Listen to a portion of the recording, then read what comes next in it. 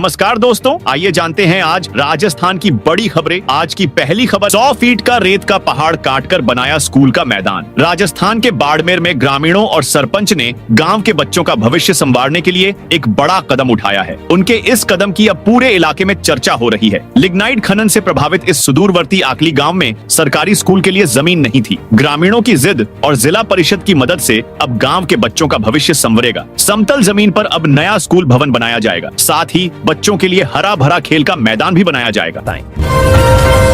पुष्कर मेले में GST team को ढूंढने से भी नहीं मिला 15 करोड़ का घोड़ा। पुष्कर मेले में जीएसटी टीम तैनात है ताकि पशु व्यापार के लिए प्रसिद्ध इस मेले में जीएसटी दिशा निर्देशों का पालन सुनिश्चित किया जा सके। यह पहली बार है जब जीवित घोड़ों की बिक्री पर जीएसटी लागू किया जा रहा है। अजमेर के सर्किल अधिकारी HK कविया ने बताया, अन्य जानवरों की बिक्री पर जीएसटी नहीं है, लेकिन जीवित घोड़ों की बिक्री पर 5% जीएसटी है। यह तभी लागू होता है जब बिक्री 40 लाख रुपए से अधिक की हो। अगर कोई घोड़ा 40 लाख से अधिक में बिकता है तो जीएसटी देना अनिवार्य है। हालांकि व्यापारी चाहे तो इससे कम बिक्री पर भी स्वेच्छा से जीएसटी दे सकते हैं। हमारी टीम वहां इसलिए कैंप कर रही है ताकि पशु व्यापारियों को जीएसटी भुगतान की प्रक्रिया में सहायता मिल सके। राजस्थान के पुलिस कर्मियों को हरियाणा जाना पड़ा भारी। राजस्थान के डीडवाना के जसवंतगढ़ थाने से जुड़ी एक बड़ी खबर सामने आई है। थाने के पुलिस कर्मियों की नौकरी पर एक पुलिस कार्रवाई करने के कारण नौकरी पर तलवार लटक गई है, जिनमें थाना प्रभारी जोगेंद्र सिंह सहित 4 पुलिस कर्मियों को निलंबित कर दिया गया है, जिनमें हेड कांस्टेबल महेश, महिला कांस्टेबल सुबिता और कांस्टेबल बबलेश शामिल हैं। RGHS योजना घोटाले मामले में पकड़ा गया मास्टरमाइंड कंप्यूटर ऑपरेटर। राजस्थान सरकार की RGHS योजना में लाखों रुपए के कथित घोटाले मामले में चूरू की कोतवाली पुलिस ने मंगलवार को पहली गिरफ्तारी कर ली है। कोतवाली पुलिस ने रतन नगर निवासी जितेंद्र स्वामी को गिरफ्तार किया है। जितेंद्र स्वामी चूरू के शिवम आयुर्वेदिक ड्रग्स में कंप्यूटर ऑपरेटर है, जिसने डॉ पूजा रोहिल्ला के अवकाश काल में उनके नाम से लाखों रुपए की कूटरचित पर्चियां पोर्टल पर अपलोड की थी। कोतवाली थाना के एएसआई वीरेंद्र सिंह ने बताया कि CMHO डॉ मनोज शर्मा ने अगस्त 2025 में इस मामले में 2 आयुर्वेद डॉक्टर पवन जांगिड और कविता धनखड़ सहित 9 जनों के खिलाफ मामला दर्ज करवाया था।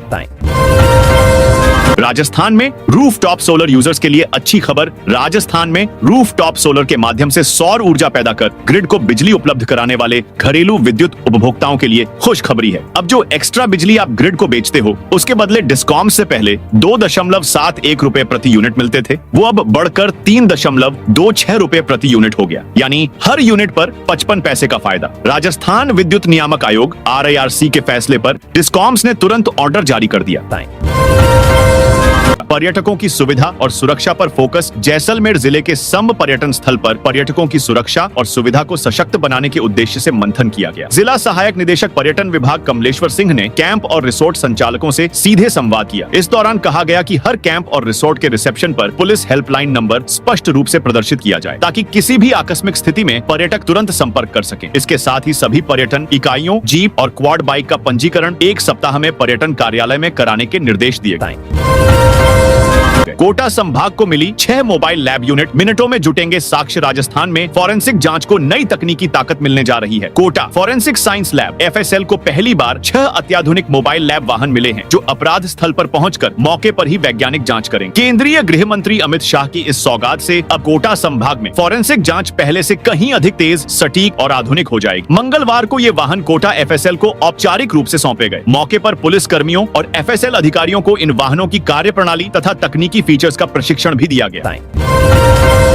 राजमार्ग 162E पर बढ़ते हादसे बने। खतरा राजमार्ग 162E पर लगातार हो रहे सड़क हादसे अब क्षेत्रवासियों के लिए गंभीर चिंता का विषय बन गए। सूत्रों के अनुसार हाईवे के किनारे भू अधिग्रहण की गई जमीनों पर दोबारा किए गए अवैध कब्जे और निर्माण कार्य इन हादसों की बड़ी वजह बन रहे हैं। स्थानीय लोगों का कहना है कि हाईवे किनारे कई स्थानों पर अतिक्रमण और अवैध निर्माण होने से सड़क की दृश्यता, विजिबिलिटी प्रभावित होती है। इससे वाहन चालकों को मोड़ पर सामने से आने वाले वाहनों का समय रहते अंदाजा नहीं हो पाता और टक्कर जैसी दुर्घटनाएं घट जाती हैं।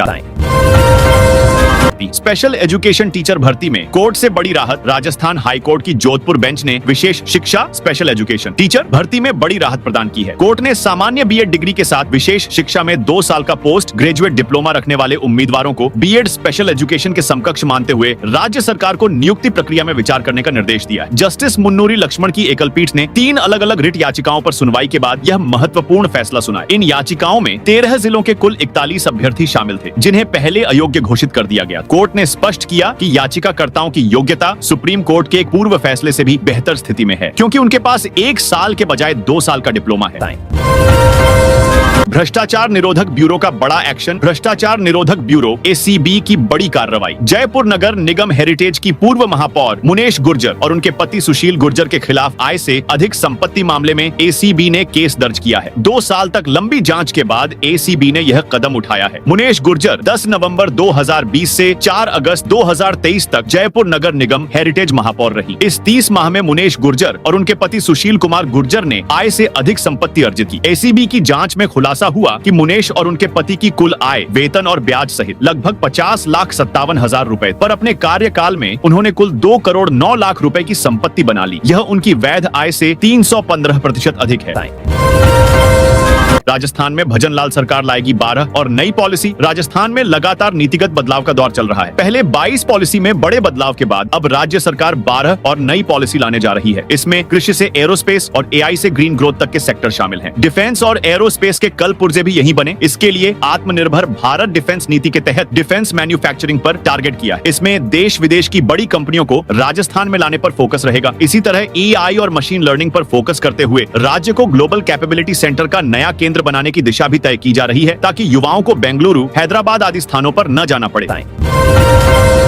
जयपुर की जनता के लिए अच्छी खबर। जयपुर के सांगानेर बाजार को जाम से राहत देने के लिए JDA ने मानसरोवर रीको पुलिया से डिग्गी मालपुरा रोड के बीच नई सड़क का निर्माण का कार्य शुरू किया है। रेलवे ट्रैक के सहारे लगभग 3 किलोमीटर लंबाई में बनाई जा रही यह सड़क 120 फीट चौड़ी होगी। अनुमान है कि इसके शुरू होने के बाद करीब 2 लाख वाहन चालक प्रतिदिन बिना रुके आवागमन कर सकेंगे। JDA इस परियोजना पर 8 करोड़ रुपए खर्च कर रहा है। सड़क निर्माण क्षेत्र में आने वाले अतिक्रमणों को हटाने की प्रक्रिया भी शुरू कर दी गई। JDA की ओर से लगभग 100 निर्माणों को चिन्हित कर नोटिस जारी किया गया है। जोन अधिकारियों के अनुसार इन अवैध निर्माणों को शीघ्र हटाया जाएगा।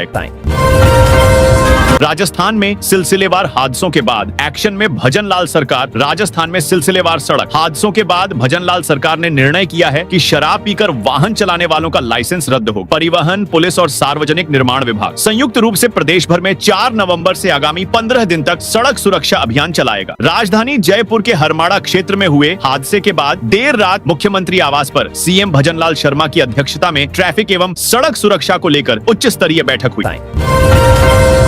मतदाता रहना है तो फॉर्म भरना अनिवार्य। विशेष गहन पुनरीक्षण SIR के लिए मंगलवार से BLO घर घर जाकर मतदाताओं का सर्वेक्षण शुरू करेंगे। इस दौरान 4 दिसंबर तक वे गणना प्रपत्र फॉर्म भी वितरित करेंगे, जो हर मतदाता को भरना होगा। प्रदेश में अभी 5,48,84,827 मतदाता हैं, जिनमें 2.84 करोड़ पुरुष, 2.65 करोड़ महिला और 681 अन्य हैं। मुख्य निर्वाचन अधिकारी नवीन महाजन ने बताया कि 4 नवंबर से 4 दिसंबर तक BLO मतदाता के घर पहुंचकर 2 फॉर्म भरवाएंगे, जिनमें से एक रसीद के तौर पर मतदाता के पास रहेगा। शीघ्र ही ऑनलाइन फॉर्म भरने की व्यवस्था भी आरंभ होगी।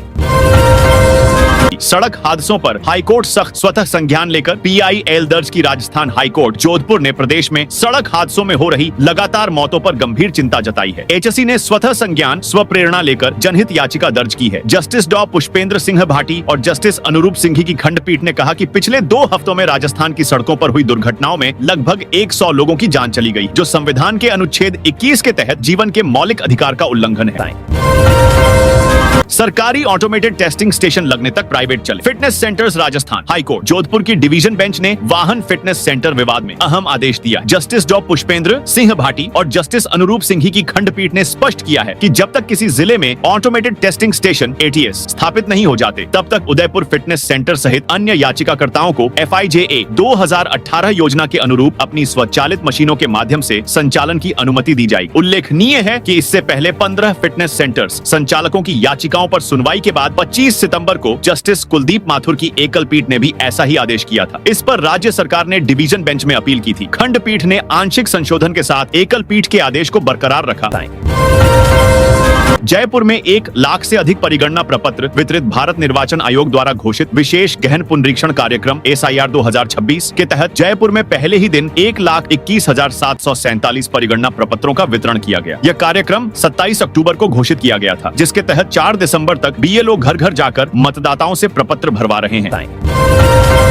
कोटपूतली बहरोड की वायु गुणवत्ता में आया सुधार। कोटपूतली बहरोड जिले में वायु गुणवत्ता सूचकांक AQI में लगातार सुधार दर्ज किया गया है। क्षेत्रीय अधिकारी पॉल्यूशन कंट्रोल बोर्ड राजकुमार सेहरा ने बताया, यह सुधार अनुकूल जलवायु परिस्थितियों और विभिन्न एजेंसियों के समन्वित प्रयासों का परिणाम है। आंकड़ों के अनुसार 1 नवंबर को जिले का वायु गुणवत्ता सूचकांक 193 था। इसमें गिरावट दर्ज की गई और 2 नवंबर को यह 117 पर आ गया, जबकि 4 नवंबर को यह और घटकर 103 तक पहुंच गया। हाल के दिनों में उच्च तापमान, हल्की बारिश और तेज हवाओं जैसी प्राकृतिक परिस्थितियों ने वायु गुणवत्ता में सुधार में महत्वपूर्ण भूमिका निभाई। इन कारकों ने प्रदूषण के स्तर को कम करने में सहायता की है।